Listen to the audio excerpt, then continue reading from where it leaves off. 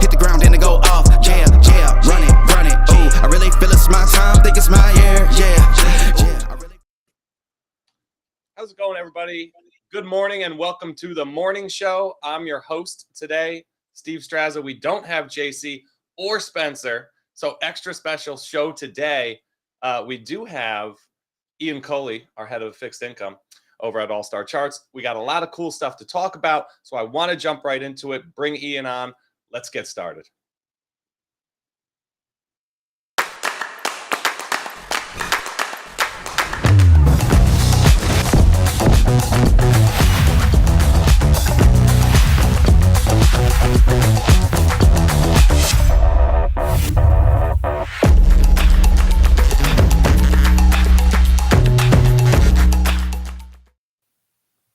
What's up, Good Ian? morning. How's it going? All right. I like that intro. So we're taking over today, huh? We are taking over. Just hijacking the morning show.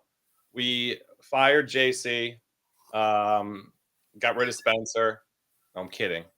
They're away. They're in Baltimore, doing some businessy things. So it's me and you today, me and Patrick tomorrow, and then back to our regularly scheduled programming come the end of the week, right? Yeah, I like it. What are we going to talk about today? What do you got? Well, lots to talk about NVIDIA, small caps. Oh, you were going to say interest rates. I expected to hear like gold or something from you. Talk about potential deflation towards the end of the year, which would be great for gold. I think gold performs really well in that scenario. So I think you're referring to, shout out to our friends, Compound and Friends. Batnick was on yesterday. You're talking about the podcast with Kathy Wood. And yes. Yeah. So that was interesting. And did you notice, like, she's a tech person by all means. I love listening to her. They're, like, incredibly insightful, regardless of what you think about her and her investment strategy. She cited commodity prices. You know what I mean? So despite the fact that she does not invest anywhere near the commodity space, couldn't be any further from it, right? She's paying so much attention to that data. It's the first thing she said when she started talking about deflation. And she's very, she speaks really knowledgeably about the topic of inflation all the time and has got it right in large part for most of her career. She's always kind of calling for deflation, and her thesis there is mainly around technology and just it's a deflationary force, right? We've seen it for 2 decades now, more. So that was interesting. Are you buying it? And what does that mean for you? I mean, that obviously means lower rates, and that means, gold, assumes a leadership in the commodity space. And that's kind of how things have been heading. Commodities have been more defensive. Live cattle have really been stealing the show, as everyone tries to make sense of what the Fed's going to do this month. Have you noticed like the Fed funds, the expectations or probabilities based on the futures market keep flipping back and forth? Dramatically. This morning, I was up early waiting for you guys to come talk to me. And I was thinking I was like, Ian and I should talk about that on the show. So I'm so glad you brought it up. Dude, I've never seen Fed funds futures move around like this. Yeah. They're all over the place. I don't think the market has any clue what's coming this month. No. But it's so going to be really interesting. Where are we right now? Right? Like you just mentioned something in the chat, I think yesterday. We're back to nothing. Well, yeah, we're back overwhelmingly. Let's see right now. I think it was 78%. It's 77% this morning. Probability of a pause. And then where's the first cut? First cut, I want to say September. So what we're talking about, everybody, is despite, interest rates really hanging in there, whether you're looking at the 5, the 10, the 30, anything over in Europe, rates look good, the charts, but the market is pricing in not just no more hikes, but cuts coming. And we had I think 3 cuts by year end, 2 months out. When the bank thing was going on, they were pricing in 3 cuts by the end of the year. So we're in this weird place right now where expectations of interest rates totally dislocated from what we're currently seeing from the bond market itself and the stock market, right? Right. Absolutely. So tech stocks, growth stocks, we'll talk about that in a minute. They're ripping as if interest rates have been collapsing. And they've been rallying. In fact, it's been the opposite for the past few weeks. Yeah. Yeah, it's very interesting dislocation. And in terms of speaking to pricing in a potential cut, the first cut it's looking like late in the year, November, December. You don't get more than a 30% probability of a cut until the end of the year. You're saying there's no cuts priced in right now? There's a 18% chance of a cut by November, 30% chance of a cut by December. So no. 3% chance. 3% chance of a cut by September. So, yeah. Something just happened to Ian's volume. That was crazy. You guys hear that? Was I yelling? All right. Let's jump in. They'll figure out whatever that is. We will jump into state of the markets now, and then we'll talk more bond market. I know that's what you're here for. Okay. State of the markets. Let's do it.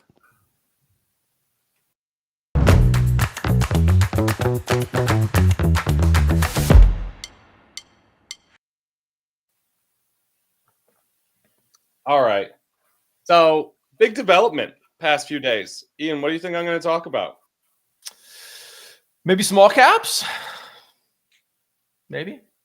We've been sitting around as stock market bulls for months now saying value's got to get it together. Small caps got to get it together. Speculative tech has to pick up the pace here, right? We need more participation. You've heard the cries about it's 5 to 10 stocks. We were never buying that narrative, right? But breadth has not, it's been narrow, right? There's no doubting that. It's been pretty specific. Strong market internals you could find in places like the NASDAQ 100, large cap tech, a little bit overseas, definitely more so than the broader market here in the US, but it hasn't been great, right? It hasn't been, oh crap, end of the world bad, but we needed to see it improve. And we've been saying, hey, as long as financials hold, this key level at the 2018 highs, chart 12, things are probably okay. We could point to a big level in small caps too. Chart 12. So we have these prior cycle highs that we look at, right? And we say, okay, 3050 and XLF, that's a big one. IWM, big one at the 2018 highs, 2020 highs as well. Yeah, there it is, the 170 range, right? Those have held, but what we haven't seen is any really strong participation from these beaten down groups, whether it's small caps, banks, industrials, right? We're finally getting it. Friday was huge. So chart 3 shows the one-day rate of change spiking in the Russell 2000, highest level since November. This was Friday. And, seeing small caps finally catch a bid is big, but then we needed to see follow through. So after a textbook retest on Monday, we got another surge yesterday. Small caps had another great day, one of their best days again since last November. This is a, tiny little tactical base here. I have the rectangle drawn wrong because it should be a bar chart. But we took out the 200-day moving average. We took out the VWAP from the year-to-date highs. There's some big levels here being reclaimed, right? We got a nice little retest there shown in the green circle. And now we're going, I think we're, probably headed back to those year-to-date highs. That's the rotation we've been dying to see. If you look at the performance chart, this is just the trailing 5 days, right? Small caps are up 5%. Look at tech. It's flat. Tech stocks deserve a breather. They need a breather. They've been screaming higher. And how are they correcting? Flat. So I guess my point is this price action over the past week couldn't be any more bullish. It's exactly what we've needed to see. Tech's not correcting through price. You're not seeing XLK fall apart. All of these leaders, look at the high and tight flag in something like NVIDIA, Apple, incredibly resilient. Small caps now catching a bid. Materials, second or the top leading sector on a large cap basis, up 4% over the past 5 days. Financials, it's just a very positive take.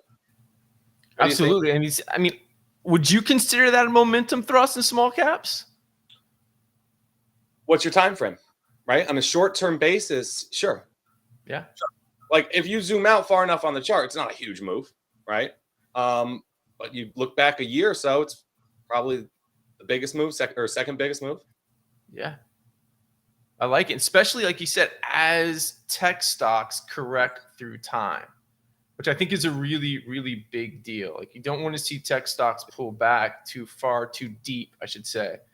You want to see them hang in there and, again, let that healthy rotation kind of take shape. I think I was looking at the wrong deck. So great job, Alfonso.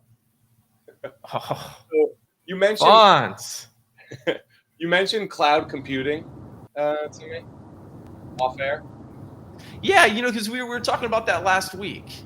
We were looking at the bases that were resolving higher, like internet, and some other industry groups. And cloud computing was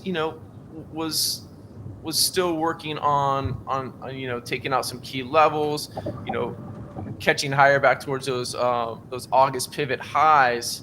And we were looking at Sky, SKYY. It was a different chart, but this is a great example. Good looking base and needs to reclaim. Yeah, Ian, they didn't even introduce JC. I think we're just throwing him on here. Is JC here? I think we have a special guest. Oh, here we go. Is this thing on? Are you here? He's got to check. He's got to check in on us. He can't let. How's the audio? The audio You sound coming in fine. okay? You're in. Yeah? Yeah, you're in. Oh, yeah. All right. It sounds like this is pretty. It's pretty cool how we have this sort of technology where we can do this kind of thing. Listen, I was just overhearing your conversation about small caps and sort of that rotation. It's really interesting because off the lows last summer, the leadership was industrials and things like that. And throughout probably over the last few months, we're like, okay, we get that. I think maybe we just started to see that. And about a momentum thrust in the Russell. I mean, we're seeing relentless buying. You can quantify just how aggressive that buying has been in a number of different ways, whether you look at the activity in the options market, you look at rate of change, you look at relative outperformance compared to something like the NASDAQ 100. I mean, there's a million different ways you can do it. The point is that you're seeing relentless buying in ways that we haven't seen in a long, long time, that are rarely seen. And we study these sorts of behaviors, and they tend to happen early in cycles. And we continue to talk about how the Russell 2000, relative to the S&P 500, relative to mega caps, again, different ways to measure small caps relative to other parts of the market. And in a lot of those cases, we're down near levels where in the past, small caps have started to outperform. So you've got the sort of the sector rotation in its favor. You got the relative strength in its favor. You've got the fact that if this is in fact a bull market, then small caps are probably not going to be collapsing below last summer's lows, right? So you've got all of these things suggesting that, hey, you know what? Maybe owning small caps is a pretty good idea here. And then the other thing I'll say is with respects to interest rates, you guys were talking about how technology stocks have been trading as if interest rates are collapsing, right? And they have been, but interest rates have not been collapsing. And if you guys want to pull up that chart, just showing the choppiness of the U.S. 10-year yield, I mean, just since, the end of last year, I mean, it's just been a chop fest. And stocks like that. Right? It's not so much, higher interest rates are bad for the market or good for the market, or lower interest rates are good for the market or bad for the market. It's more like, as long as interest rates are kind of chilling in whatever direction they're moving in, it's not really that aggressive. I think that's what the stock market likes the most. And with respects to overall, where are we going to resolve, higher or lower? As much as tech stocks are suggesting interest rates are going to collapse, interest rates are just not collapsing. And if we're going to get that rotation back into cyclicals and back into those value-oriented areas, then again, interest rates are probably not collapsing in that environment either. So maybe the bond market has it right and is already pricing in that rotation, even though tech was able to continue to lead for another few weeks. I mean, JC, what do we always say? Ian, you as well. Wouldn't it be great if interest rates just did nothing? and went sideways. Well, that's what they've been doing. It's what they've been doing. That's my point. And look at what stocks have done. And maybe now we get that rotation into these other areas, these value areas. They do well too. And maybe interest rates are just dead and sideways. Ian and I were just talking about Fed funds futures. They can't seem to make sense of what the Fed's going to do next. The bond market, seems to be saying nothing. And maybe that's just the best outcome for risk assets. And that's what the second half of this year looks like. And credit spreads are quiet, right? Yeah, there's no real stress there. Yep, check out slide 28 real quick, Fonz. Can you pull that one up? And this kind of speaks to that just on. Yeah, slide 28. That lack of volatility and that kind of sideways chop. This is the on the lower part of the chart here. We have the bond volatility index move inverted. So as that line's rising, bond volatility, the bond market volatility is falling, right? It's contracting. And that's exactly what stocks like. JC, can you see this chart? How have I not seen this yet? This is great. Ian, you know what it looks like? It looks like one of those bases that we've been buying. Yeah, exactly. Stocks Jason, like it. Off. Isn't that something? It's like does he have a button where he could just come in whenever he wants and leave whenever he wants? Did he just leave? No goodbye. Irish exit. Did he leave? Yeah, he's gone. He'll come back later. We'll get him later. We'll get him later. We'll pull this chart up later. We'll talk about it. We got a funny comment from a channel guy trader that says, where the hell's JC? We need his sweet ass remarks and smirks. Makes the show fun. So, just want to let you guys know. He's got all right, this is good. We can go a lot of places. I wanted to ask him about Bitcoin. So if he wants to jump back in, I'm sure he will. What do you think about this price action yesterday, Ian? It's bullish. I think I see a little oopsie. What do you see? An oopsie, potential fail breakdown? All right. I'm seeing two things mainly, which, boy, have we seen them before. Mm-hmm. Bitcoin's rallies tend to be sparked by JC, you're back in. Right. Oh, what's up, fellas? Good. Oh, there he is. Good. I'm glad you're here. I'm on my way to Baltimore, so I've been driving. So excuse my, this Maryland reception here. I'm actually listening to this book that Perlman's got me reading, Outlive the Science and Art of Longevity. Yeah, you learning? It's interesting, I guess. Like, it's mostly just stories of how he learned all his shit. So not really any earth-shattering revelations yet. Mostly like, exercise and eat healthy. Thanks. Well, good. I hope you live forever. It's like, how do you make money in the market? Manage risk and hold your winners. Thanks. Easier said than done. So, JC, you going to eat some crabs this week? You bet your ass. I'm thinking about crabs for lunch, to be honest. I'm not wasting any time. What time are you getting in? I'm here. Oh, you're already there? Jeez.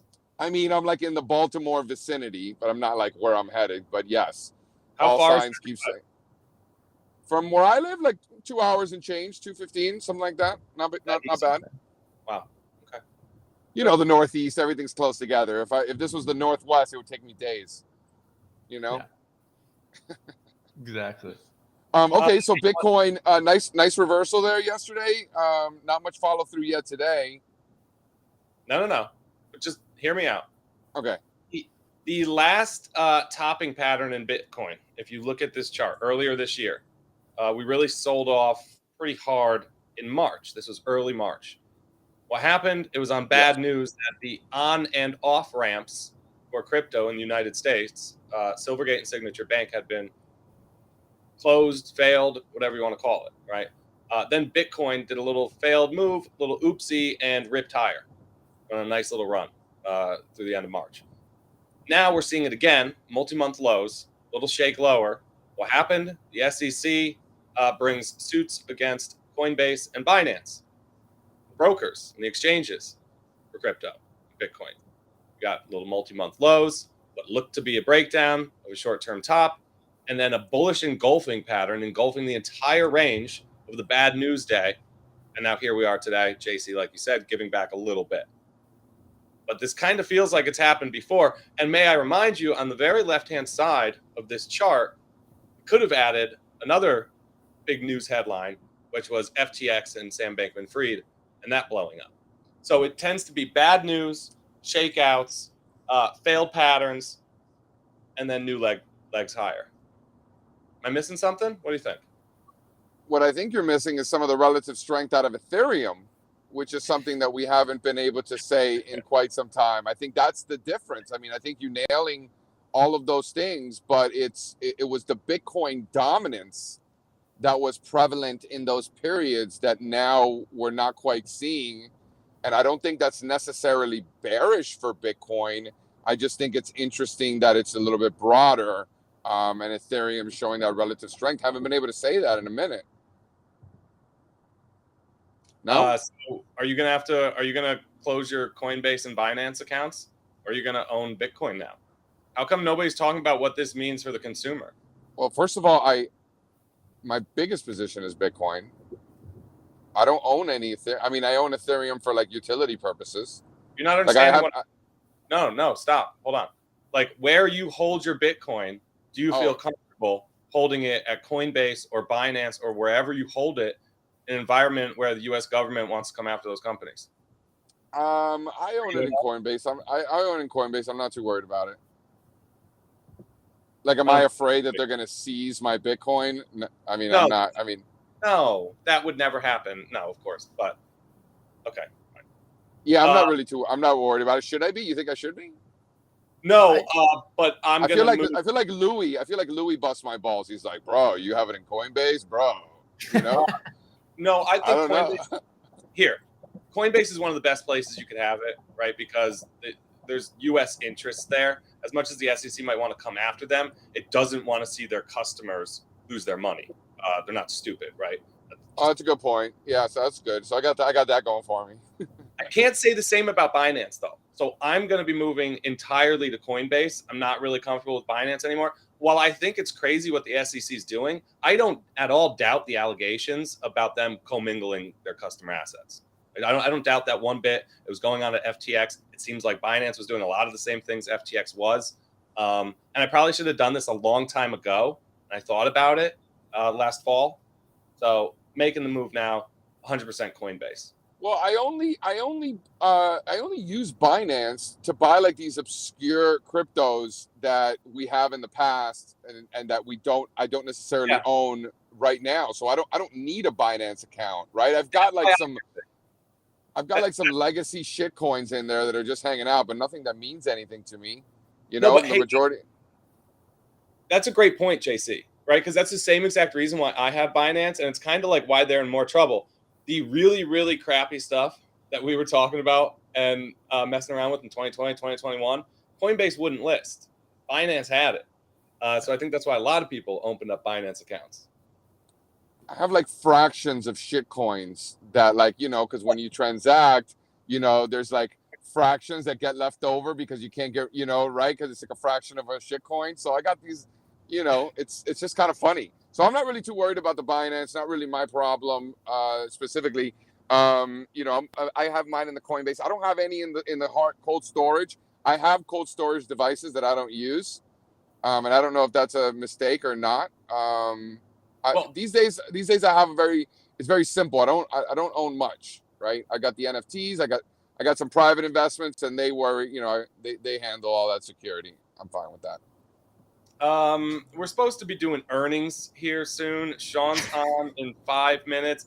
Really all right, guys, I'm out. Listen, I'm out. Thank you for having me. This is cool that I could chime in. The longevity book, so far so good. Again, nothing too earth-shattering. You know, exercise and eat healthy.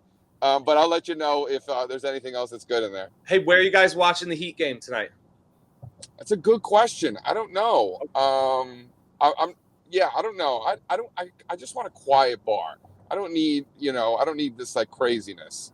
I just want to watch the game in peace, maybe have a good meal. I'm going to get some crabs for lunch. All right. Enjoy. Good luck on the rest of your show. Adios. Later, JC. You JC. Sounds like an old man wanting a nice quiet bar. He's funny, Eat man. in peace. Hey, it used to be a big deal. Do you remember how whenever a coin was listed on Coinbase? Yeah, it would pop. Oh, it would pop. I used to trade those pumps. I mean, I miss those pumps. It's funny. I miss those times because Yeah. I was just waking up to text messages from friends with, screenshots of like a transaction ticket saying like that they bought the Smooth Love Potion. People were buying cryptos because of how funny their names were. So they could send a screenshot to their friends. Like that's what, and when you talk about froth or sentiment, like that's the kind of stuff. Pat always makes a good point. Like it's really like only something that we should talk about or way too much at extremes. Otherwise, it's really difficult to measure. Like lukewarm sentiment, that's tough, and you can't really do anything with it. When it gets crazy like that, and the signs are just clear as day, all you have to do is have your eyes open. That's when it really means something, right? And you want to like take notice. All right, Steve, I'm going to jump in real quick. Do we have any earnings spotlight before we have Sean come in? No, nope. Oh, noted. Good to know. All right, we'll just wait for Sean then. Whenever he's ready, copy that. Arlo, everybody, don't be alarmed. That's the voice of God. He's helping us drive the show because we don't have Spencer. I think we're doing a great job, though. You're doing all right, but you're putting me to sleep.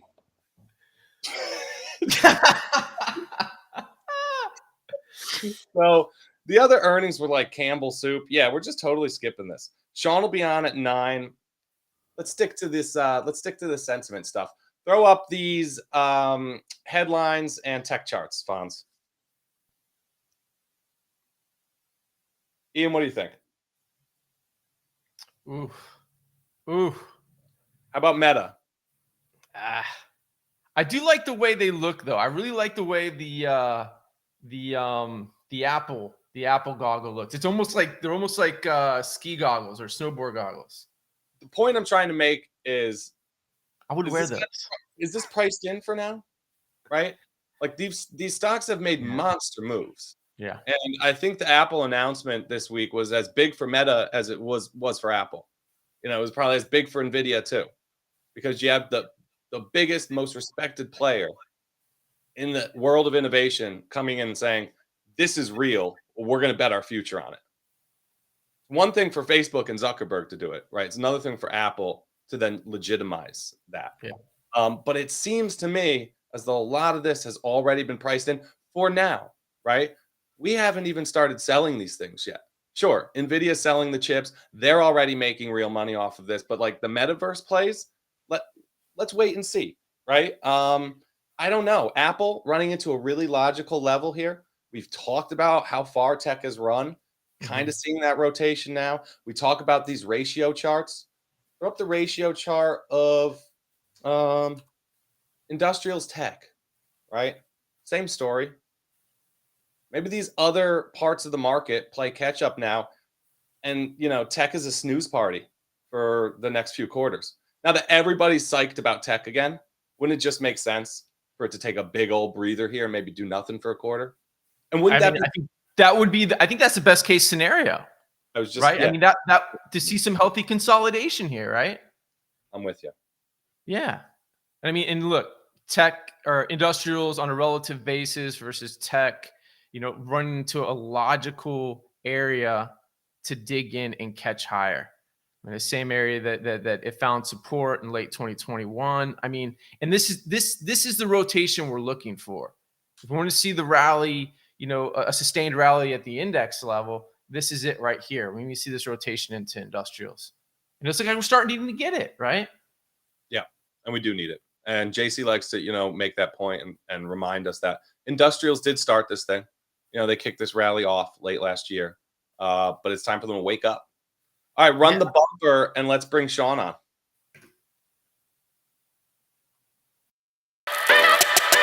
Yo, Jay, we've been friends for a long time. Make the call. I mean, this is pretty professional, guys. Nice show you got going here.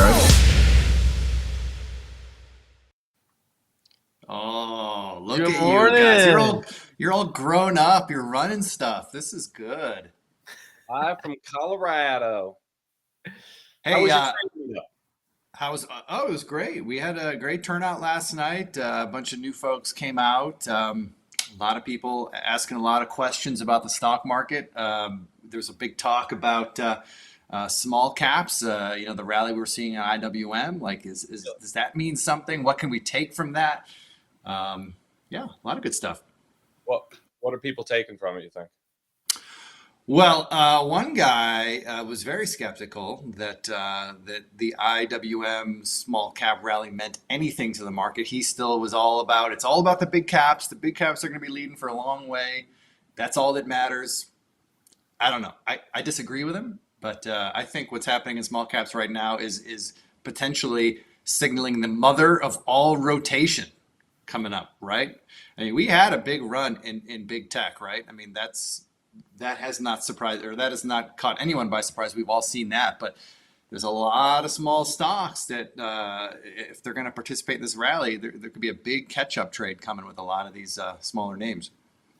We were just talking too, like, doesn't tech need a breather here? Doesn't it need to take a break? I mean, what's the NASDAQ up like 30% in the lows? Show the NVIDIA chart. Are we at peak AI too? Like, from a sentiment standpoint, nobody doesn't love AI. Everybody is all in on this. Any of these like commodity stock bulls, value people, like totally quiet now. Everybody's back to the growth trade, back to big tech. I just think it would make a lot of sense for that to be it for a while. I want to throw you a curveball and talk about something that we haven't been talking about. Please. Because I get Can we pull up, and sorry, Fonz, I'm throwing this on you. I know you're doing the charts in the background. Could we get a chart of Honda Motor Corp 8 HMC? Did Honda just secretly announce flying cars? Check out their stock price, guys. Look what it's done over the last few weeks. These days, you never know. Flying car, I wouldn't be surprised. Yeah, I mean, everyone's talking about Tesla, and rightly so. But Honda is quietly rallying big time.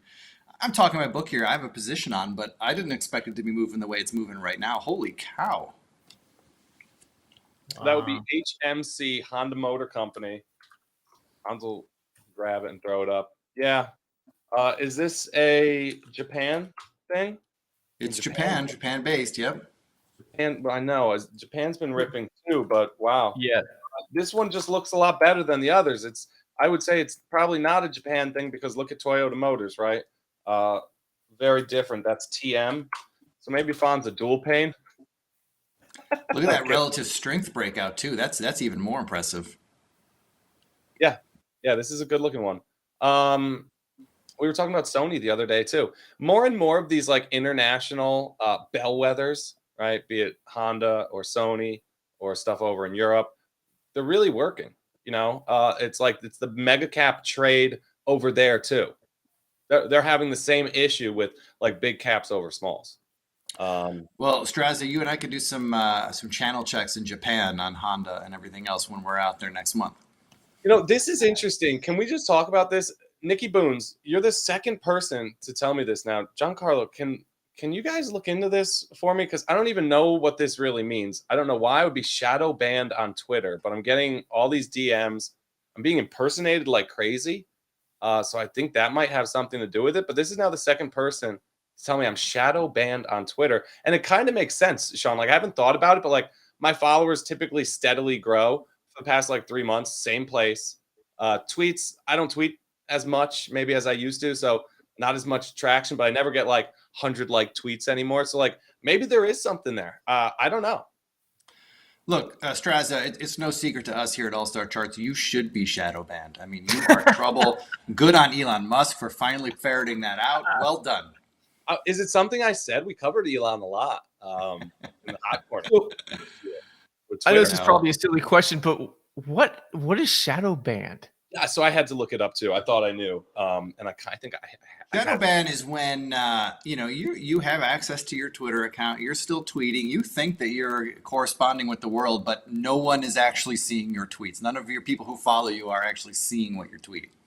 No, but the people who follow you do. You just don't get promoted to anybody else, I think. Yeah, there's that too. Whatever. I don't think there's like a solid definition for shadow banning, but it basically means the algos have booted you out. You're not a part of you're not a part of it anymore. So, and this is the exact comment that I got from someone else too. When you search for my name, only the imposter accounts come up. You know what's amazing about these bot imposter accounts? They'll have more followers than me. Oh yeah. And 15, 20,000 followers.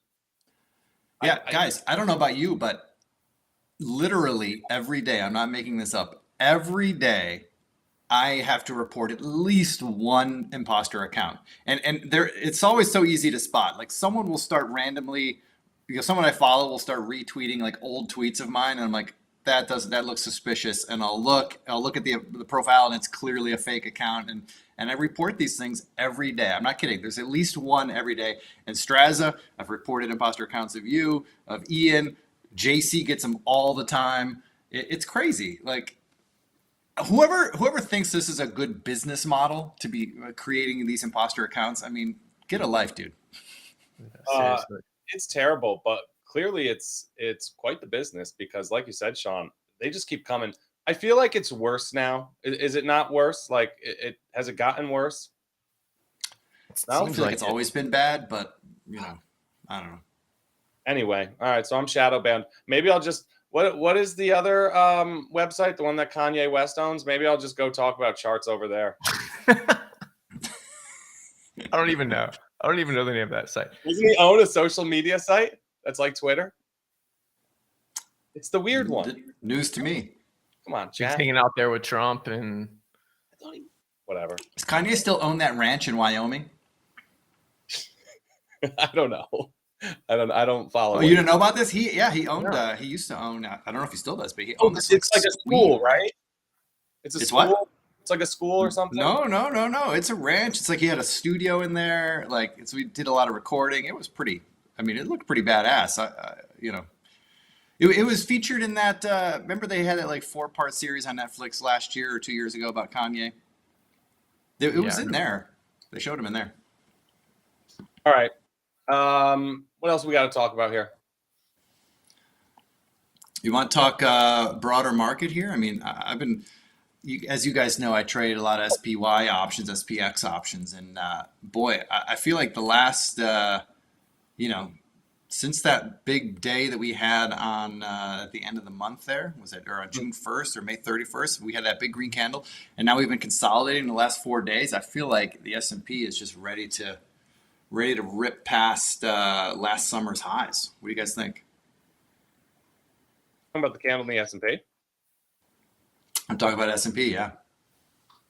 Yeah, so the August highs are very much in view. The way that anything is correcting right now is just so high and tight. You're seeing it like these past 3 days in the S&P, right, including today. So we're just sitting here absorbing this overhead supply, like you said, at these August highs.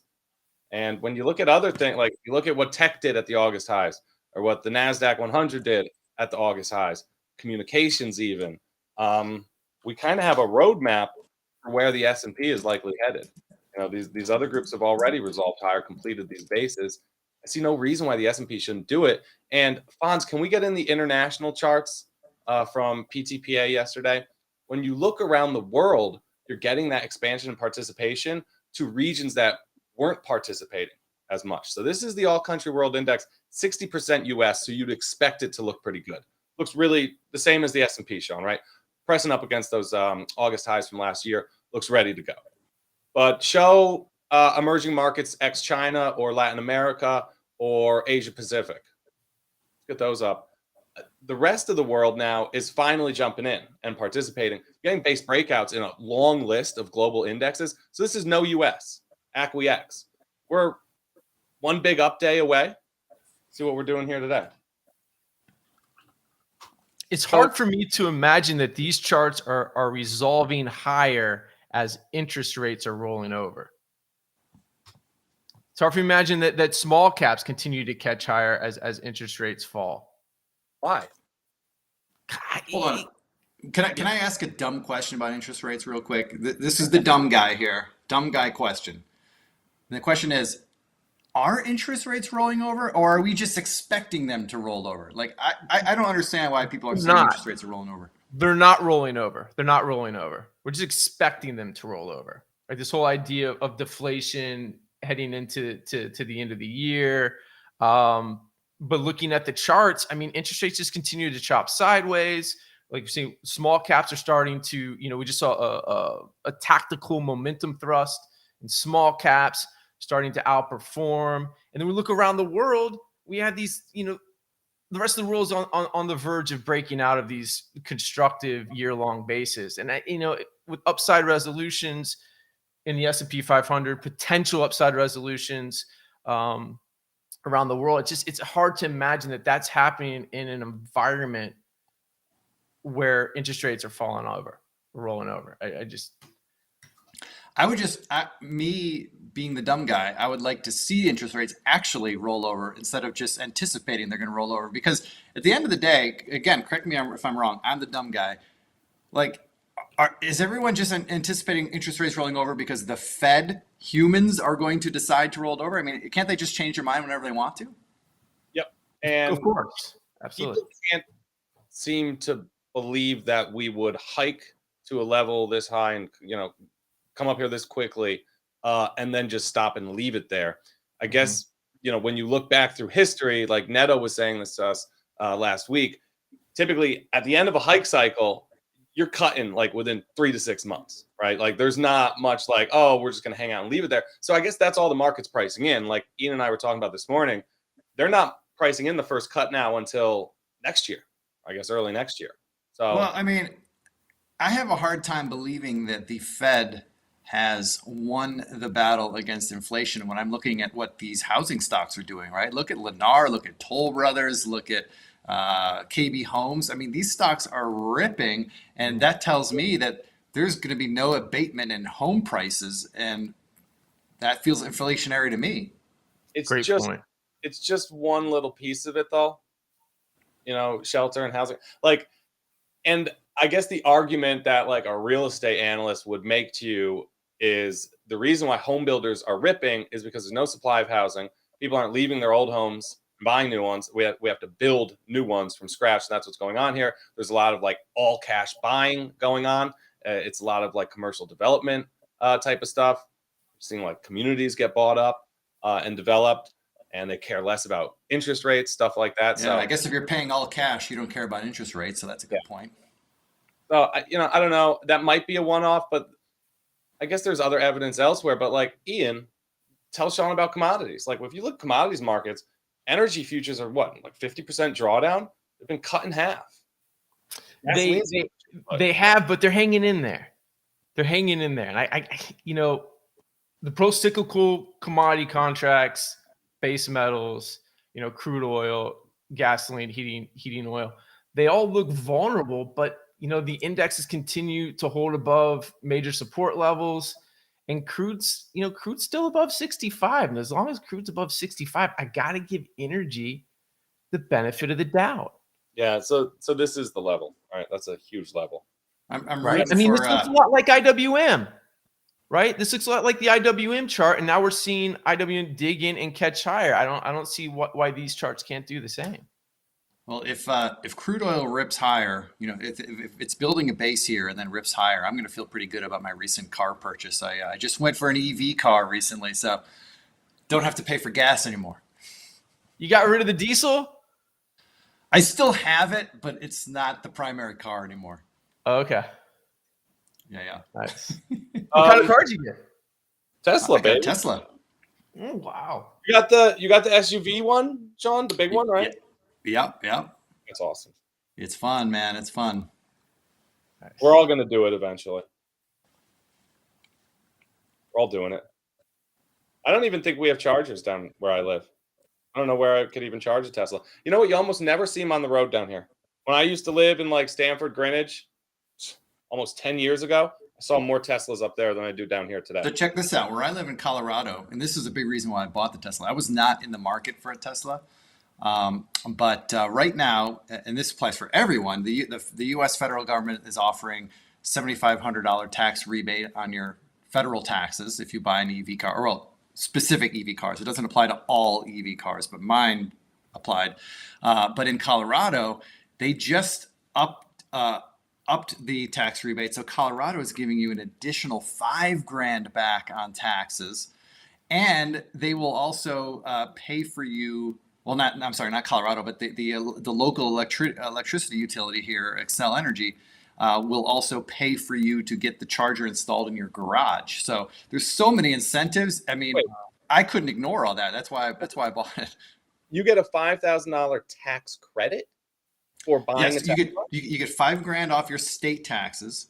You get $7,500 back from the U.S. federal government, and the local electricity utility will pay for you to install the charger in your garage, which is like that costs $1,500. I could have saved some money. Yeah. Dude, I was not in the market to buy a Tesla, but once I started doing all that math, I'm like, wait a second, this is way cheaper than any other alternative. This is great. Yeah, Nick, look at what Nikki Boone's is saying in the chat. That's cool. Yeah, Patrick has one too. Everybody's doing it. My next car will probably be a Tesla, but I got time. I was never too bullish, but they just look so fucking cool. Like they're slick. And my wife and I, the feedback we've had it for a month now, is that it drives like a sports car. Like it's got super fast pickup. It's super smooth. It goes great, but it has so many built-in safety features. I've never felt safer in a car. It's crazy. Like it's sporty and I feel safer. Like how do you pull that off? That's amazing. Don't they win all like the safety awards and stuff, right? Yeah, what's so cool about it, like, and this is the future of all cars. This is just not a Tesla thing. This is probably the future of all cars. What's really cool is that you buy this car and it's not a static thing. Like it doesn't just, the car is what it is and that's what it's going to be for the rest of your life. No, the Tesla is a rolling computer, and there's software upgrades coming out all the time. It's like your iPhone, right? It gets better as you own it. New updates come out. There's new features. If they want to make my car go faster, it's just a software upgrade. I don't need to take my car in and have it fixed or something changed on it. They just they send an over-the-air software update, and boom, now my car drives faster. It's crazy. That is crazy. It's the same thing like we talked about Apple the past few days. Like it's all about quality, right? And at a certain point, like you said, Sean, it's important. Putting your kids or your family in it, you want it to be safe. You want a reliable car, you want a good car, you want the best car, one that can have software updates or whatever. You're not going to be able to compete with Elon Musk and Tesla, right? If I want the best product, like I want the Apple headset instead of the Meta one because I know Apple's going to do it right, eventually I think people are just going to come, regardless of what they think about Elon, come to realize that that's the best product. And it's incredibly, practical at this point, like from price point perspective, they're not crazy. So I think they're going to take over. And the stock is priced for that too, right? Like if it does go in that direction, the stock is priced as if a lot more people are going to be driving Teslas. I'm glad you brought up the stock because you guys, or at least you know this, Strazza, you and I have talked about this in the past. I have this like little Robinhood account for my son. My son's 9 years old. And our family thing is we want to teach him about investing. So, he's got like little investments where he buys 1 or 2 shares of stocks in companies that we spend money on as a family. So like, he owns like 2 shares of Colgate because that's where we buy his toothpaste. We have a share of Verizon because that's our phone provider, right? Like all this stuff. So when we bought the Tesla, we bought him 1 share of Tesla. And man, we bought it at we bought the low there in April, right? Like right around 155. As soon as we bought it, man, we're up $70 on this thing already on 1 share. He's loving it. No kidding. Yeah, look, it's ripped from 155 to like 220. That's awesome. Yeah, we basically bought that low there at the end of April because that's when we bought our car. We took delivery of the car on May 5th, and like right before that, like a day or 2 before that's when we bought the share of stock. So speaking of trading, we do have Kimmy standing by.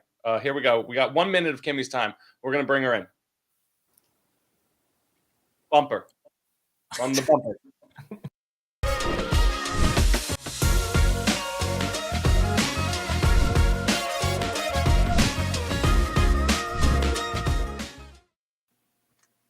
Hey guys. Sorry. Morning. Good Sorry. morning. I think we have to get rid of that bumper. Oh, you love it. You love it. No, I don't love it. Sean was How you guys ranting, doing? so we had to keep you waiting. What are you trading? That's okay. Tell us How what you you're doing. I'm going to looking at a few names. I'm looking at Lockheed Martin. See how this handles this like 450, let's see, 459 area. See if he gets a push to like 465. I'm going to be watching Chewy. Chewy trades funky though, but I'll watch it, see if it has movement up to 40 or so. This thing's And been cruising. yeah, and then SQ. Square. Watch a couple of those names today. We'll see how they go. So with tech kind of cooling off and like we're getting a little rotation, I'm talking, super short term time frame here into things like small caps, financials, industrials. Will your watch list change a little bit? Yeah, I'm long a financial stock. Okay. I am long a tech stock. I mean, I'm long another tech stock. Let's see. I'm long Ford. Yep. I like oil names. We'll see if they get going. Oil is always,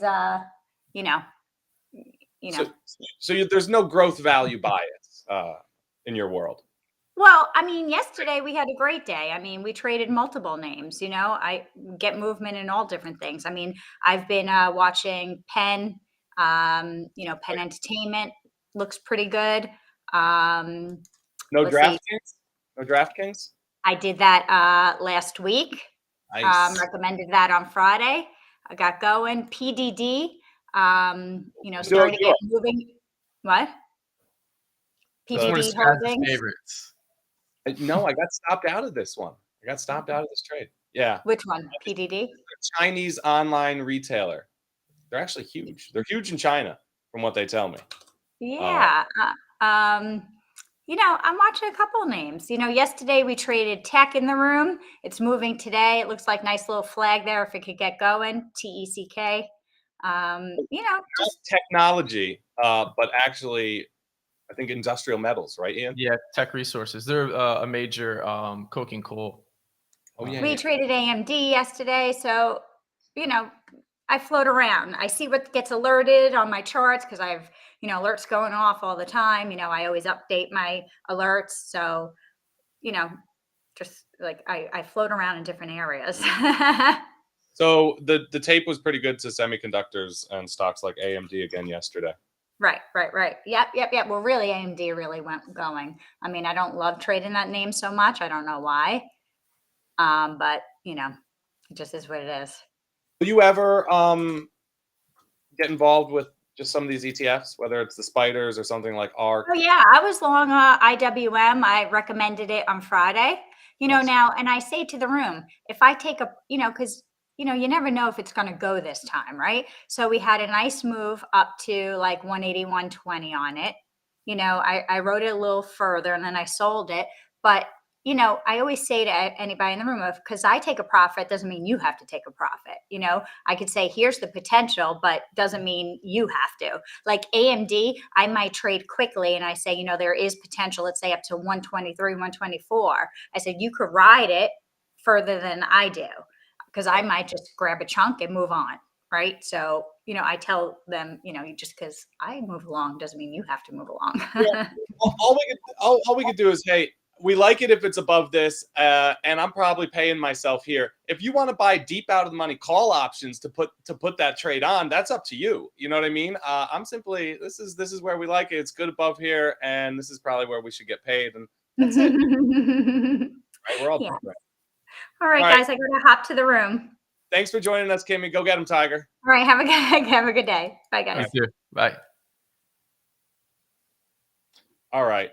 Always a good time. You know what? It's so refreshing to talk to her because her time frame is so very different. Like sometimes I feel like my head's about to explode. Like her and JC yesterday were talking about basically all the stocks that we've been buying, selling them.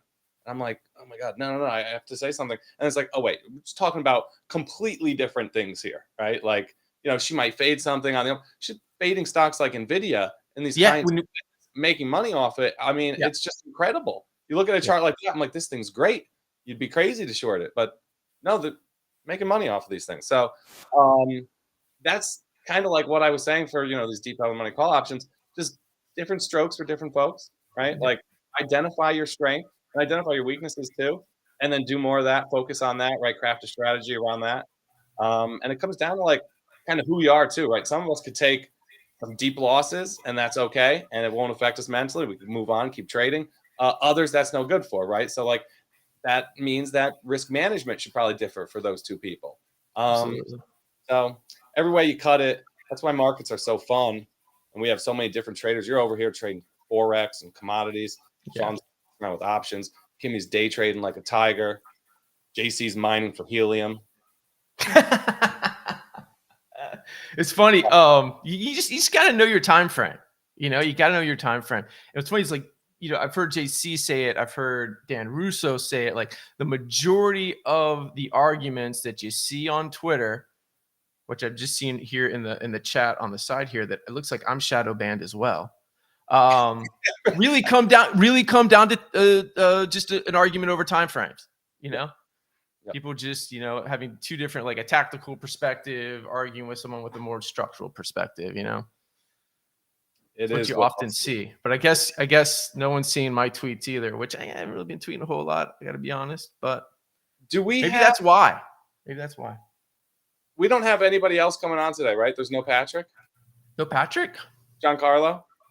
I do not know if he'll be here today or not. I'm ready for him if he is, and then if we want to talk about Hot Corner, I'm ready for that too. So, Peter, I don't know what the price of helium is. Maybe zero. I do have a bunch of it. I deleted the app.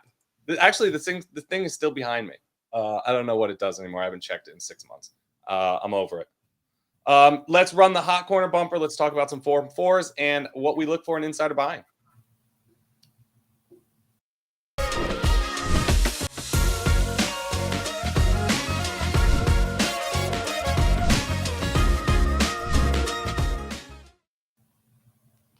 Helium that wasn't Hot Corner. This is Hot Corner. What's going on over here? Hot Corner. So hot right now.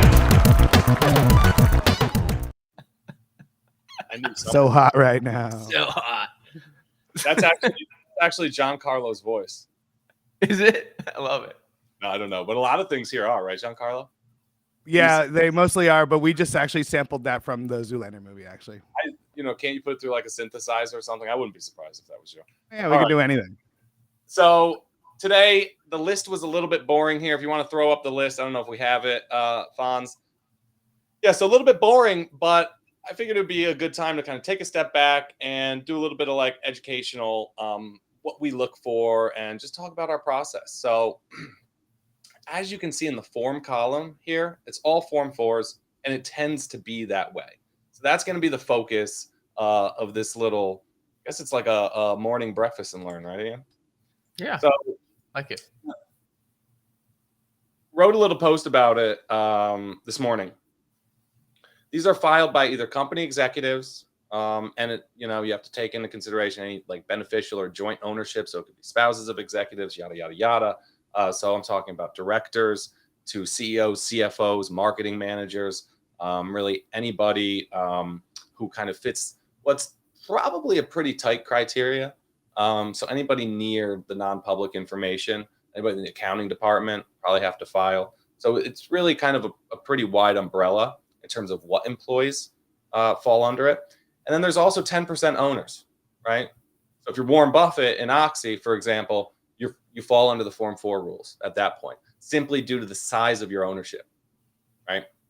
Even if you're not an activist, doesn't matter. 10% owners filing Form 4s. Why is this awesome? Why do we focus so much on Form 4s? Ian, do you know? No idea. The main thing that makes them better is how timely they are. While these other forms like 13Fs are terrible, and the quarterly 13s, right? They're terrible because you get them 45 days late, right? The Ds and Gs are okay, but they can be pretty late as well, usually 10 days. So what are the Ds? What's the difference between a D and a G? D is activist and G is passive. And then the 13F is the quarterly filing that just shows all the holdings for institutions. So those will come like 45 days late.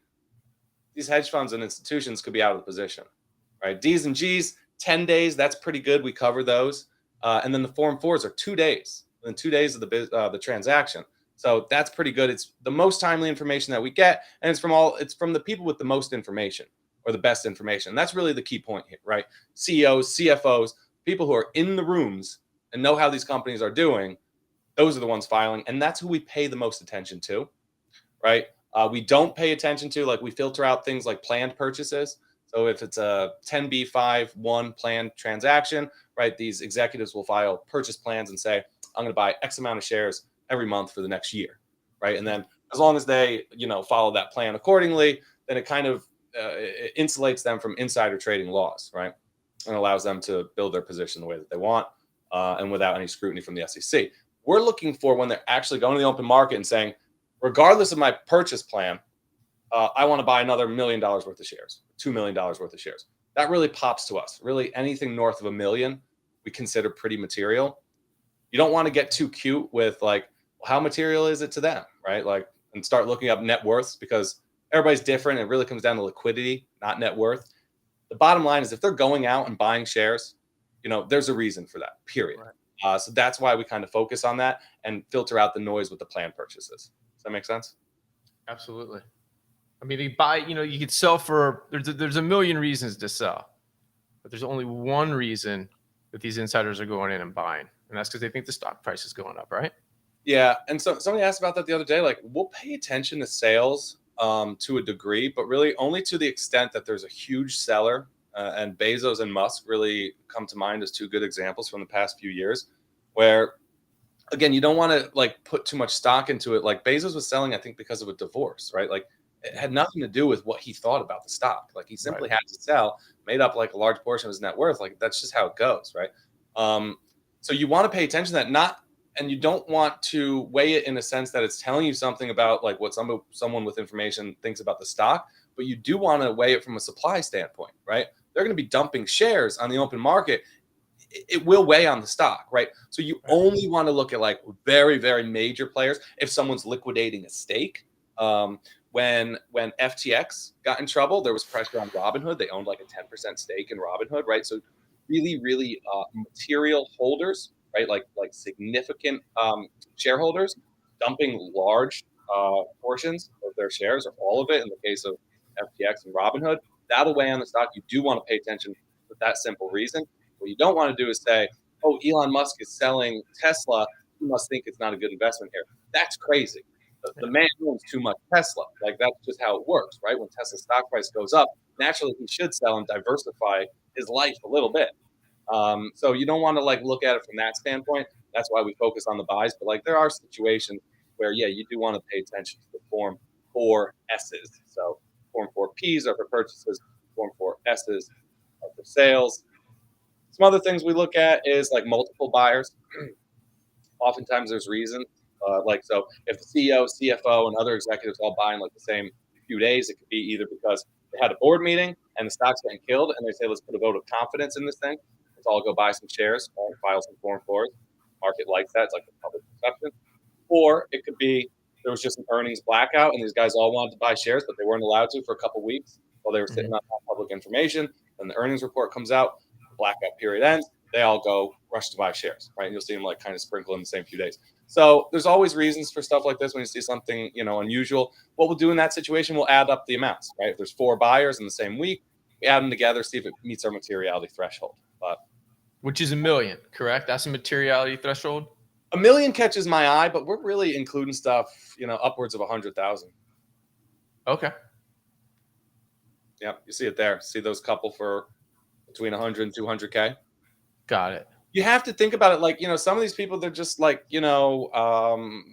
marketing director or something, like 100 grand, 200 grand. Like, it's not nothing, right? And like I said, this is an open market purchase. It's not some planned purchase. Like, they're actually going out and betting on a higher stock price. They think this is the best way that they could spend that money or invest that money right now, right? So, like, that's more what we're looking for. We don't want to get into the game of how much money does this person have? Is it material? Maybe it is. Maybe it isn't, right? You know what I mean? Like, that's an exercise in futility, I think.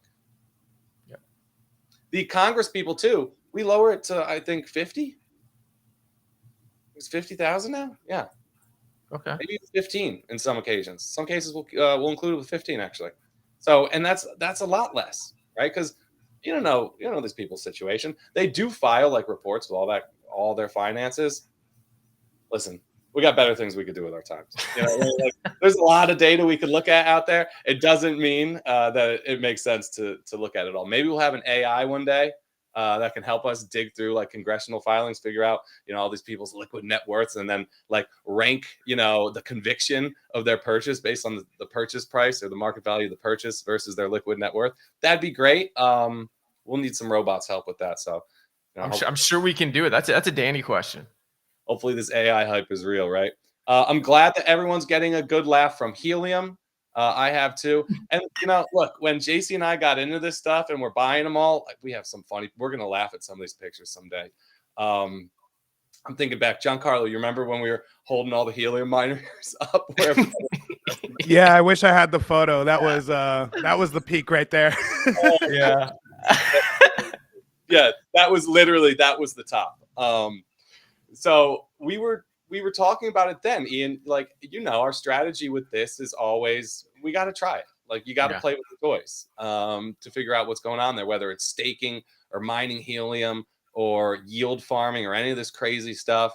You got to check it out and find out what's really going on there. In the case of helium, it's not going to be the new internet, Ian, as it turns out. So it's a zero, and that's I'm not gonna continue to make a 2 million APY on that rebasing DAO that I. Yeah, no, you're not. You know, that didn't see that one coming, did we? But it's funny to kind of talk about all of this in the wake of Coinbase and Binance being sued, right? Like, think about where we were 2 years ago, the conversations we were having in the summer of 2021, the text messages you were getting, right? Yeah. I mean, this was crazy, and everybody was doing it. It was all okay.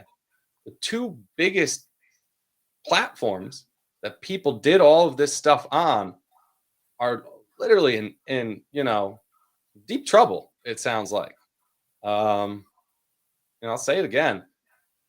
SEC's got bigger guns than most. You know, not a good enemy. You know, not going to be easy for Brian Armstrong and Coinbase. Might be easier for Binance. Did you read their response? I haven't. Binance's response? Yeah. No.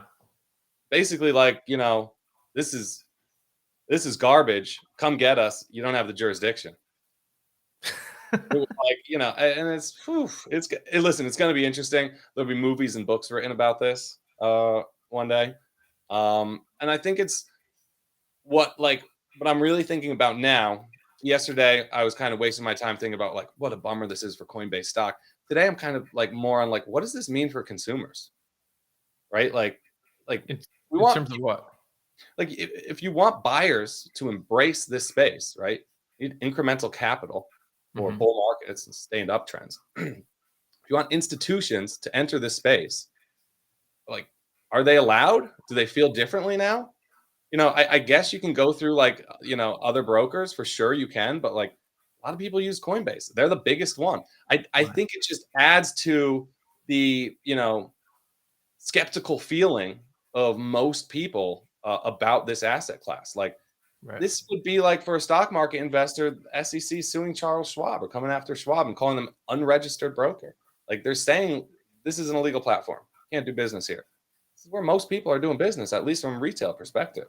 So it's just more shots fired. Let's bring Sean on to talk the tape. Let's get him involved in the conversation. Why did you take him off? Because now it's 9:35, which means it's time for talking the tape. No, it's not time.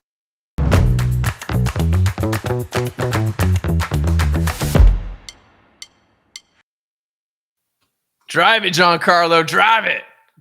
That segue was beautiful. Beautiful, boys. Right. Back the fuck off. We're not talking the tape. We're talking to Sean McLaughlin, options trader, aficionado. What do you got to say? I don't know why they got rid of you, Sean. You know, I was really looking forward to my opportunity to talk to Kimmy because I never get to talk to Kimmy, and boy, I got the hook. I'm just following the run of show. Wait, are we talking options right now? If that's the case.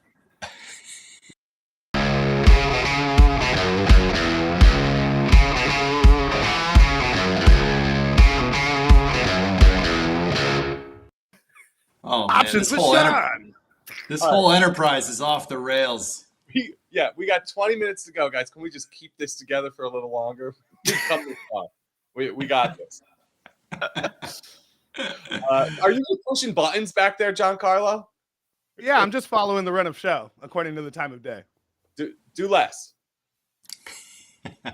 No way. I love the buttons. No way. All right. So, hey, I don't get an opportunity to say this on camera very often, but anyone who follows me on Twitter sees it very frequently. And I'm going to say it right now. It's a bull market, you know. Yes. Yes. So talk to me about these new lows in the VIX. Been a while. Throw up the VIX chart. This is Sean's bread and butter. He's my VIX analyst. 30 and 31. What does it all mean? Did you hear Thrasher on the show? I did. Yeah.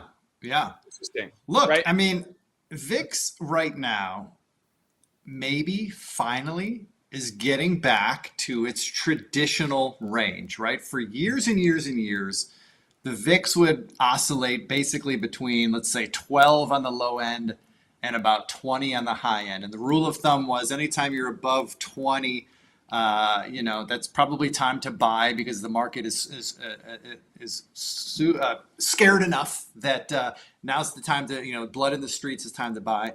And if VIX is below 12, that was like, okay, time to maybe dial it back. Maybe the run has run its course. Maybe time to take some risk off the table. That was the guide rails for most of my career. I started trading in 1998. I feel like that was always the guide rails. And we've been far outside of that range, ever since 2020, even before that. It's been a long time. And so, everyone's talking about the VIX, making new multi-year lows here. I mean, we have a 13 handle now in VIX. I'm looking at it right now. It's the first time we've had that in a long time. But, is that telling us that the market has changed, or are we finally just getting back to a normal risk regime where, the old standards apply? I don't know. I don't know the answer to that, guys, but I think it's more of a non-news than breaking news. Does that make sense? Yeah, and I think it kind of like jives with a lot of what we're seeing, right? Like if you tell me, oh, the VIX is making new lows, it's like, yeah, that makes sense, right? Considering Apple's making new all-time highs. Like, okay. I'm thinking more about this chart 32. Talk to me about the bond volatility index, Ian. Like, isn't there a catch down move coming here? Isn't that what this chart suggests? So this is stock market volatility in blue, bond market volatility in black, and the correlation of the two. Yeah, and I think just more importantly, to see that catch down move in bond market volatility, would be beneficial for equities. What do you think I'm going to say next? What were we talking about earlier in the show? Sideways for rates. Doesn't this chart and bond market volatility catching lower, wouldn't that make sense in an environment where rates just stay dead and sideways?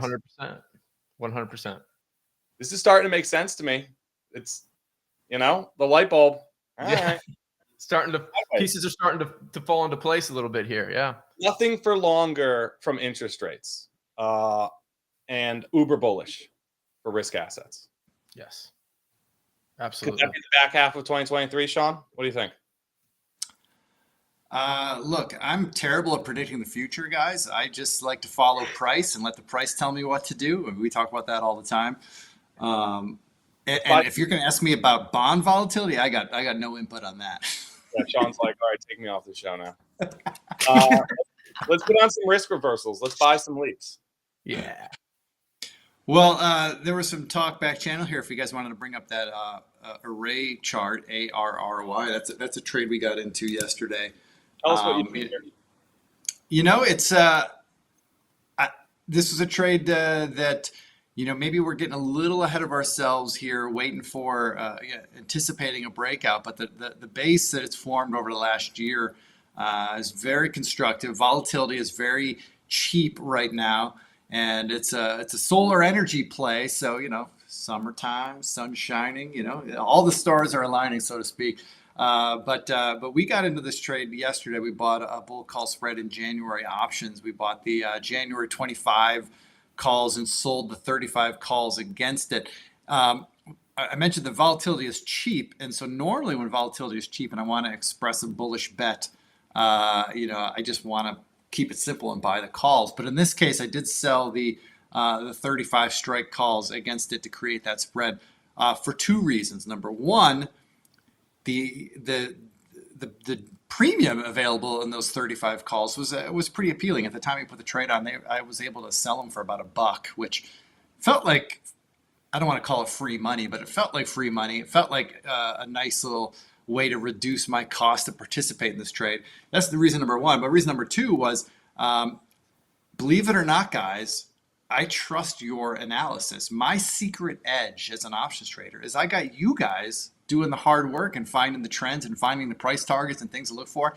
And you had a price target for ARRY at around 36 between now and the end of the year. So I was like, all right, well, if I could sell the 35 calls for $1, because that's probably the upper end of the range, it made sense to me. So that's a trade we put on, cost us about, I don't know, $2, I think, when we put it on yesterday. And we might be anticipating a little bit here on the breakout, but it feels right. It feels, we were talking earlier about, I feel like the small caps are about to engage in a big catch-up trade here. That's where the sector rotation's going to play in, I think. And Array Technologies plays into that, in my mind, very well. So as you were talking, I looked through all of the stocks in the solar energy industry group. Array looks by far the best right now. Even those old, even secular leaders, Enphase, Solar Edge, First Solar was a big leader this year. That doesn't look so great. How clean is this base? I mean, this is nice. It's a good looking chart. Yeah, 36 first target. Fine, Sean. You didn't want to make a riskier bet. Maybe you don't trust our analysis that much. Your analysis had 36 as the price target. No, I'm kidding. Target one. Yeah, I think we eventually get 55, but yeah, totally 36. And that's a big move too. That's 50% from here. And solar energy is dead. Like if you look at something like Invesco, the Invesco ETF TAN doesn't look so good. This one pressing against the upper bounds, TAN's, pressing against its year-to-date lows. Right. So the space doesn't look great. If it can get it together, this is the clear leader right now. This base breaks out. And yeah, it's a great looking chart. Yeah, so that's the trade we put on yesterday. We'll see what happens. I'm feeling good about it. You never know. And let's talk real quick, Strazza. And I'm throwing a chart curveball once again to Fonzie. If you have a ticker or a chart for Palo Alto, PANW, this is a trade we put on Friday, and I wrote about this in an email that went out to my email subscribers last night. Or the other night, but I was getting a lot of kudos for putting this trade on Friday. I bought calls in Palo Alto, and people were giving me a lot of backslaps after hours on Friday, saying, "Hey, great call, blah, blah, blah." Because if you haven't heard the news, Palo Alto just got announced that it was being added to the S&P 500 index, replacing Dish Network. We guys talked about it yesterday, and people were giving me credit for that. I'm like, look, I had no idea that was coming. I don't have any inside information. I don't know. I didn't have any, inkling that there was going to be an adjustment in the S&P 500 at all, and that Palo Alto was going to be the one to be added. But what I talked about in the post that I wrote the other night was that what we do here, what you guys do with your technical analysis, what I do with my trading, what JC does with his analysis, is that we're just trying to create our own luck. We're trying to stack the odds in our favor. It doesn't always work, but over time, following the processes that we follow puts us in a position to get lucky. And with Palo Alto, hey, we got lucky. We entered the trade Friday morning, and then after the bell on Friday, they make the announcement. The stock pops 5% right away. I'm immediately in the money in the trade. It's working out. That's great.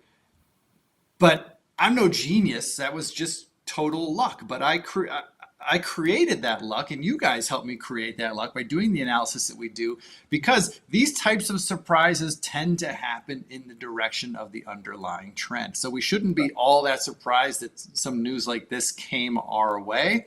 Yep. And look, I'm still in the trade. I'm going to hold it. This is a trade I plan on being in for months, long before the news came out.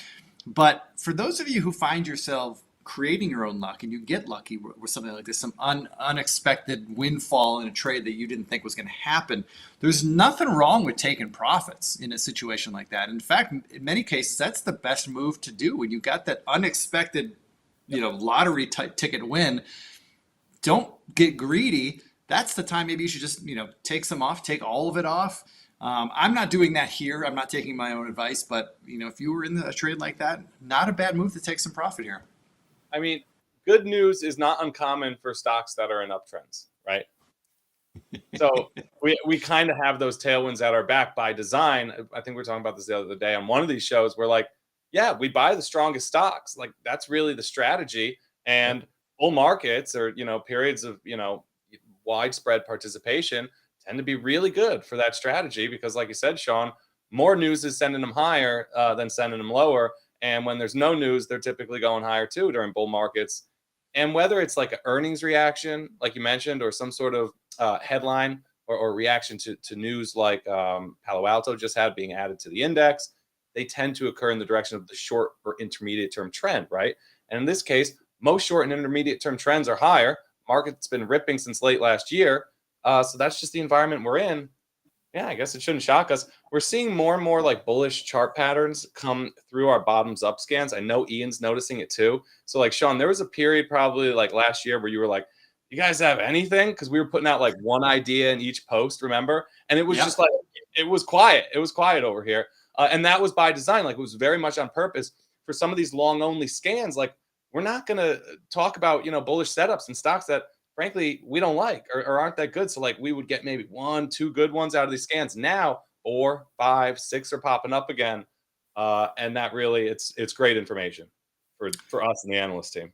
Yeah, and we should also point out, we kind of mentioned a little bit earlier, but a lot of these new ideas are coming out of the small cap space, right? Or the smaller cap space. Right. The big tech names have had their run and they still look great on, depending on your time frame. But man, there's a lot more opportunities coming up, in the lower rungs. And I'm not saying that's bad or crazy speculative. I think it's very healthy for the market. We had 4 in minor leaguers this week. Yeah, those are good. Those are good looking charts this week in the minor leaders. Those are nice setups. I think Array was in there. I think that was the one that Array was from. So we're going to take some questions from the chat because I do see some pretty good tickers in here. Some people have asked about some individual stocks. Let's do from the chat, and then it'll be time for recess. I know that's what you've been waiting for, Sean. So I got some recess for you. I'm going to go in order here. I know you guys are chomping at the bit to show the SoFi chart, but we're going to do Palantir first.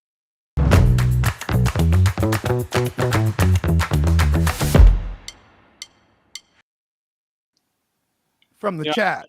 I could have swore there was a question about Palantir. If you could find and throw it up, Giancarlo, I'm searching through. I can't find it.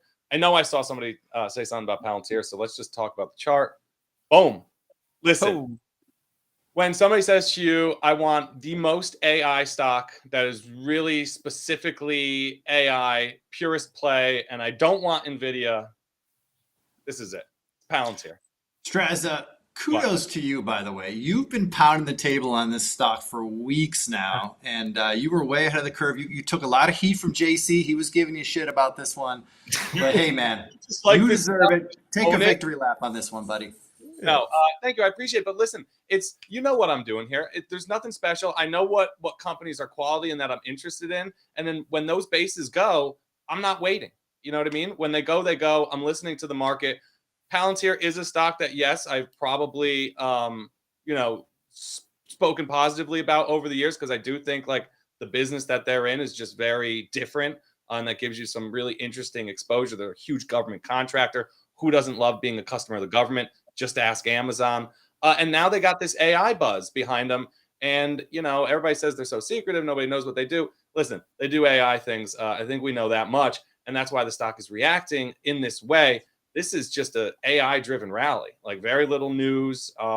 This is just a place to be right now. It's probably going to get added to a whole lot of indexes and portfolios for that reason. This is where the funds are flowing, right? Whether we look at NVIDIA, Broadcom, Avago, these guys, C3 AI, who knows if they're even real, right? These are the charts that are working right now. I like Palantir a lot. I think you want to let it cool off, maybe redefine your risk here at those early 2022 highs. That second rectangle just, around 15 here. So that would be it. And then What's next? All-time highs, right? That's where a lot of these charts are going. That's the next level. And it's not greedy, right? More and more names are making new all-time highs. Those are the new targets for a lot of stocks. Yeah, I'm kicking myself for not joining you on this trade. You've been pounding the table, and man, this is a home run. I'm a fan of this one. So this chart looks a lot like Sky. It looks a lot like SKYY, the cloud computing ETF. Except it hasn't run yet. They've both been skying lately. Yeah. All right. SoFi. Chart on. SoFi still ripping. This one was really, I think from our friends in the chat here, like since last week, people have just been calling out SoFi a lot. A lot of buzz about SoFi just in general. I like them. They're really transparent. I like Anthony Noto a lot. I love the leadership here. I think I'm like a little bit of a leadership nerd. You know, I love me a good CEO, owner, operator type of thing here. So SoFi, interesting. I wish Spencer was here because he could comment. I know that he's a customer. He banks with them. But again, same pattern, right? Really clean base. Like, you know, Sean, we were just talking about that beautiful base and ARRY. You have so many touches, so many tests of that level. Every time we test these levels, right? Every new red arrow we draw on these bases, more and more overhead supply is just being absorbed. And it's just a matter of time. You know, you can only knock on the door long enough before you kick it down. This thing's about to go 8 and change above their path of least resistance is higher. We'll bring some levels along when this base goes. Bonds, maybe tomorrow or the next day, we show SoFi on a breakout. We'll bring along some levels for everybody. We have one more. Was it MLR? What do they do? Miller? Is this that tow truck company? Tow truck company. All right. I don't know. Let me see. Hey guys, looks like Kimmy is looking for a 60-cent move in STLD. She's getting long around 101, targeting 101.60. That's what I was trying to say to her, Ian. Kimmy's loving the material stocks. Yeah. Tech Resources, Steel Dynamics. Kimmy's shifting the value, whether she knows it or not. How good am I, guys? Just off the top of my head. Yes, it is the tow truck company, manufacturer of vehicle towing and recovery equipment. Miller Industries. Nailed it. 2.6. Oh, no. So it pays a 2% yield, small cap stock. 400 million. Hey, Strazza, this wouldn't happen to be because you got your car towed last weekend, would it? Is that how you know about this? Oh, low blow, but you're so right. That's actually really funny. I didn't hear about this. Yeah, because who wants to talk about getting the car towed? I was pissed. Dude, I was $50 to get it back. I just parked on like a side road downtown. I went out for dinner, and the car's gone. Ridiculous. I'm not lying. Oh, Strazza. We must be a day in the life of Strazza. Listen, Miller looks good. We'll bring levels for it tomorrow. If you just got to get into it right now, we don't have the chart, but it's been like, you know, kind of consolidating a nice little short-term continuation pattern here since March.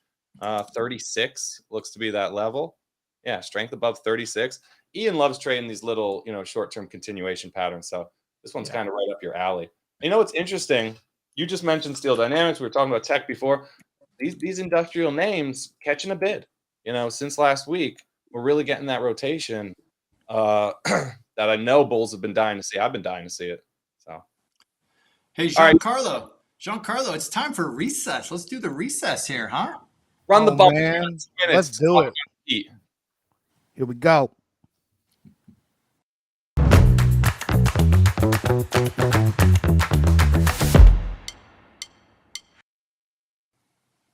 Recess. All right, so here's what I wanted to say during recess. Yeah. The inmates are running the asylum here today on the morning show, and hey, we pulled it off. But the true professional behind the scenes, our man Alfonso, man, way to come up with those charts on the fly. Fonzie, you're the best. This wouldn't work without you. Thanks for helping out, my man. You know, we have.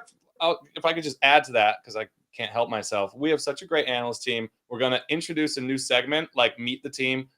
Ian, you already have your own segment. I'm not talking about you. But so Grant, Louie, Fonz can come on. I think that'll just be a lot of fun, especially on like days like today where we don't have JC, don't have Spencer. We got to mix in more of our guys. So what do you think about that? Right? I think it's great. The more we get the team on the show, the better. Everyone here is an all-star, and they deserve their time on TV. All right. Talk to me about the Heat. Did you hear what Batnick said to JC? yesterday. I thought his head was going to explode. He turned all red. I like that Batnick is got the Nuggets winning this in 6. I like it. I'm with him. Sorry, guys. All right. Bandwagon. Oh yeah. Full disclosure, I'm a total bandwagon fan. I've watched like 10 NBA games my entire life. I'm not an NBA fan, and I've lived in Colorado for 11 years now. I keep forgetting that they had an NBA team in Denver, and I had never watched a Nuggets game. True story, I'm not making this up. I had never watched a Denver Nuggets game until these playoffs. I've been watching since game 1 of the playoffs, but before game 1, I couldn't have told you a single player on the team. I didn't know anyone. So I'm a total bandwagon fan. I own it. It's cool, but hey, I'm having fun. Me and my son are watching. It's great. They're fun to watch. I mean, Jokic is so good. The way he gets that offense moving. I mean, he's a blast to watch. I don't know how they're going to stop him.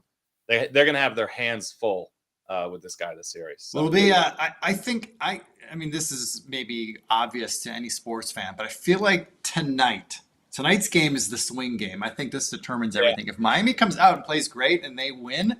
Yep. I feel like they're in a really good spot to surprise everybody. But if Denver comes in and just blows Miami out tonight, it's over. I'm calling it. It's over. All right, guys, this was fun. I'm calling this show. It's over. 10 o'clock, 10:01 here. We even went over. Listen, we didn't break anything. Everything seemed to go off without any major disaster. So, day 1 went well. Back tomorrow with more. Pat will be the guest co-host tomorrow. I think we do have Ian coming on to talk FICC or Sean for options. Who knows? But the rest of today, we do have the Hot Corner live strategy session at 1 o'clock. And then we'll be back tomorrow with another morning show and regularly scheduled shows. So thanks, everybody, for watching today. Catch you tomorrow. Good job, See you guys. Run it. I can't take no loss. I don't